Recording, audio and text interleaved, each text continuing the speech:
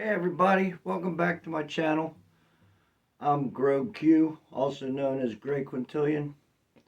I got a little tip for you today. I want to apologize. My voice is rough. It's been gone for about a week. It's just coming back.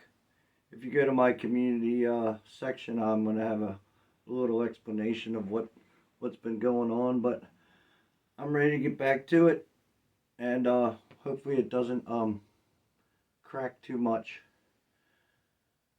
A lot of times, I mean, new guitarists, old guitarists, you've been around, a short time, a long time. Um, Sometimes the idea of practicing, you just like, I don't feel like it. I don't feel like practicing. Um,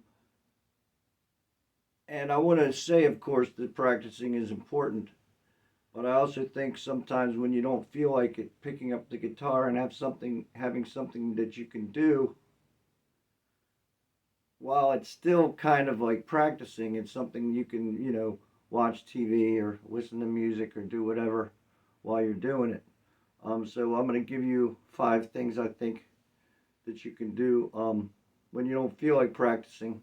So don't get mad at me, on the title of the video, because I guess it's always practicing if you're holding the guitar in your hand. But so here we go. The first thing I want to do is just hammer-ons and pull-offs. No specific notes, no necessarily melodies or anything like that. We're just going to start on the, let's say, the 2nd fret with the 1st finger, and just hammer on, and just try and keep a pace. And you can just sit there and let's alternate between 2 strings, hammer-ons.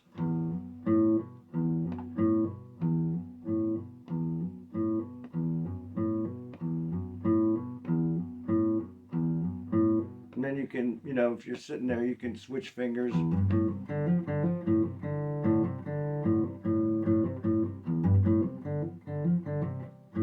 But it's better, just keep a pattern, but you can just make sure you're getting that clear sound. But if you get that muscle memory and that slap that finger down sound, you get those hammer-ons sounding clearer, and you won't even be thinking about it. So you can do that same thing with pull-offs. Now I'm just doing downstrokes with this hand.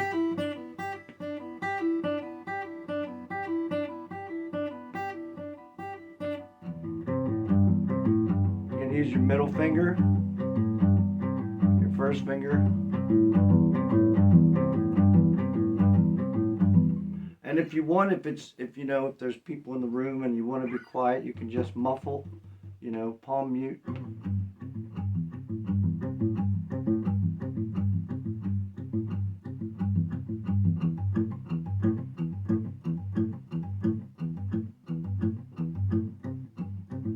And as you get better at it and faster at it, you can go between the strings.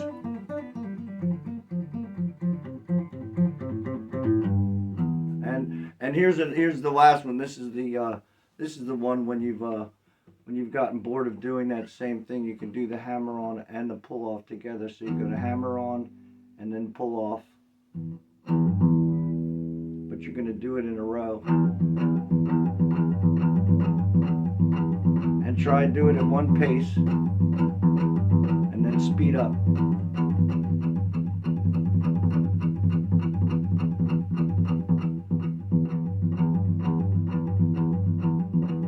You can do that any string, any finger. You can go up and down.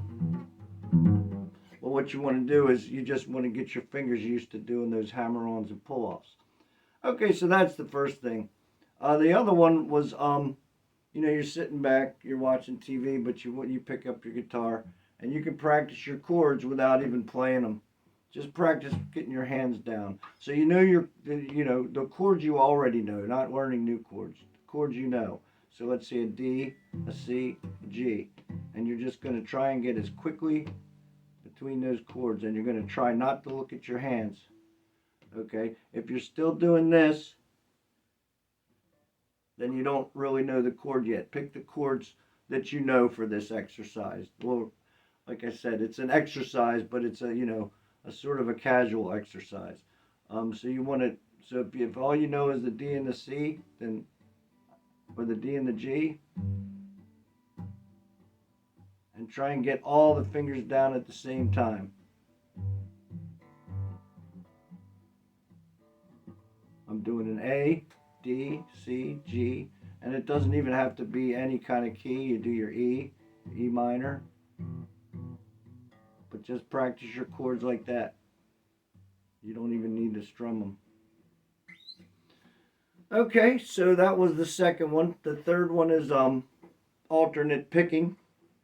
Once again, we can just mute. You can just palm mute. If you don't know how to palm mute, what I'm doing is I'm laying my palm against the strings right above the bridge, and I'm just sounding the string. And if you hold it down further, you won't even hardly hear it at all. But so what I want to do here is alternate picking is when you go up, down, up, down, up, down, up, down, up. And just practice that. And when you're doing precise picking, you want to hold your pick a little bit closer to the top. It's best with when you're doing picking exercises, if you have like a medium or a heavy pick, it's easier than I like to use a soft pick when I'm strumming songs, but when I'm doing any kind of single note stuff, I like to use a medium or a heavy pick. So you're going to alternate pick. A, I'm playing the A string. I'm tapping my foot, try and keep the pace.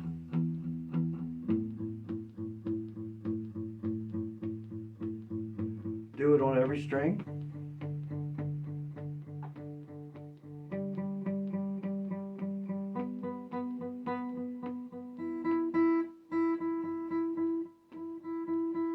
Now, downstroke, alternate. Try and keep it the same pace, downstroke, alternate.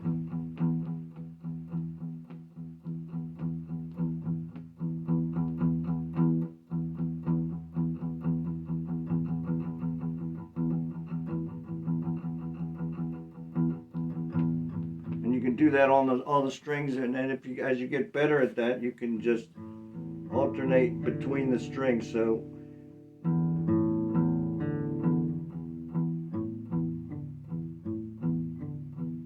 I'm still alternate picking. I'm going up and down, but I'm skipping up to the D.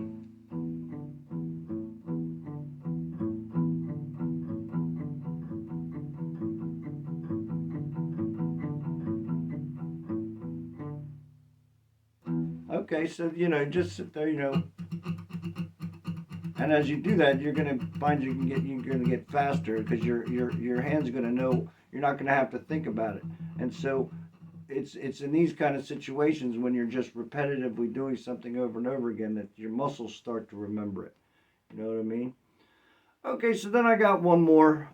Actually, I've got two more. I want to do the. I'm gonna play a D7 or a D. It doesn't matter which. I like the D7, or you can do both. And you just play the full chord. The D7 is the second string first finger, third finger. So there's your D7, right? And what I'm going to do is I'm going to play this note, slide the whole chord up, and play this second note. So even though this finger's down, I'm never playing that note. So I'm sliding up, play it, slide it, play it. And so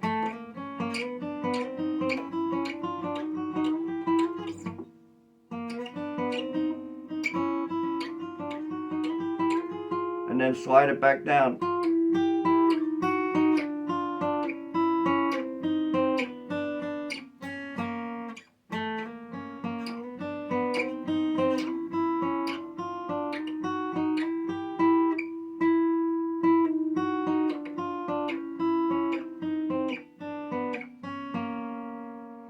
And if it's, like I said before, if it's you know, people in the room and you're bugging them, just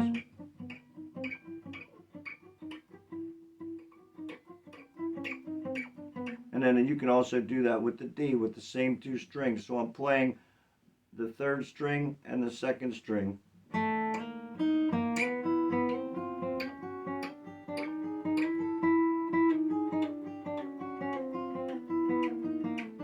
And we'll probably do a lesson later on incorporating that into your strumming patterns. It's kind of cool. There's a cool thing you can do in blues where you play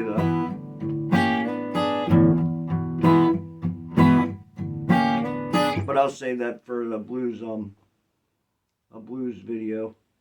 And then the last thing, and this is probably the weirdest one, but I think it'll really help you. One of the things that a lot of people don't understand is that the acoustic, it is a stringed instrument. I mean the guitar, not just the acoustic guitar, but it's a stringed instrument, but it's also a percussion instrument. So you get the sounds out of hitting the strings. So all of your rhythm comes from this hand, right? So you're bored, you got your guitar in your lap. Hopefully you got a light guitar that's not, you know, weighing you down too much. And you're watching a show or you're listening to music. In most shows, there's a soundtrack. And like, you know, if you're listening to music, of course, that's a soundtrack in itself. Try just strumming along with the rhythm of what you're hearing. So like, for example, I don't know if you remember the Jeffersons, you know, moving on up. So you're like, moving on up to the east side. And so you're not singing it, but you're basically playing the drums with your pick. So you want to get the rhythm down and check it, you can. And if you think of it as like, you know, if you sit there and you tap your hands,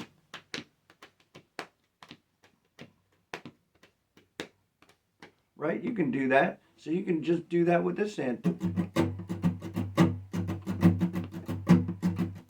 And try to mimic rhythms that you hear on the TV or in the music or whatever whatever you're doing. So that's about it. I think all of these things are things that I've used, and all of these things are things that can help you. And